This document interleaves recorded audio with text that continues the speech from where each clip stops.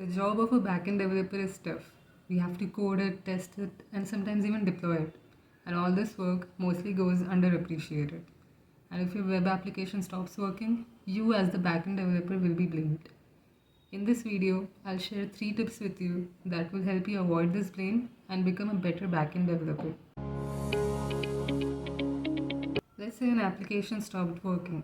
So does that mean its backend stopped working? As people say, if the application isn't working, then the backend must be down. That's true. But does that mean it's the backend developer's fault? Let's understand what your application consists of. So it mainly consists of a front end, a back end, and you have to integrate the front end and the back end so that your application works. If the back end is good, if the front end is good, then that means there's a problem with the integration. Let's understand what all could go wrong from the front end side. The payload's not sent, you're making use of wrong request, that is, it's a post request and you're making use of get or put, something like that. The data types of the values is not right. You're sending string from the front end side, but numerical data was needed. So all these things can also lead to the crashing of the backend. In order to avoid such mishaps in the integration part, it's important for you to create API docs. API docs consists of description of APIs, whether it's a get request, post request, description of their payloads, and with a sample request and response so that the front-end developers understand what kind of payloads have to be sent in the request. And you can create API docs in Postman itself. So Postman provides you with tools to create the API docs. So it's easier for you to test and create the API docs at the same place.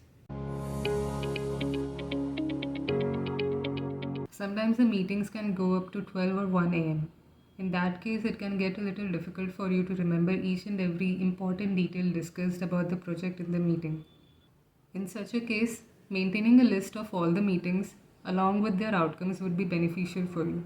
Some people like to make use of Google Spreadsheets or Microsoft Excel, but my personal favorite is Notion because of its simplicity.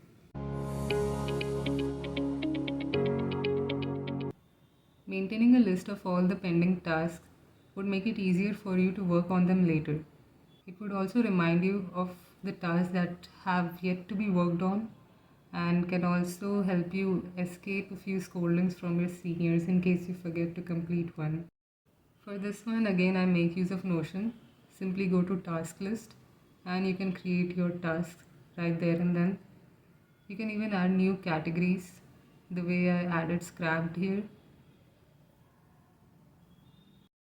Alright, so these were the 3 tips, and I've even added the link of the website in the description where I explain these 3 tips in detail.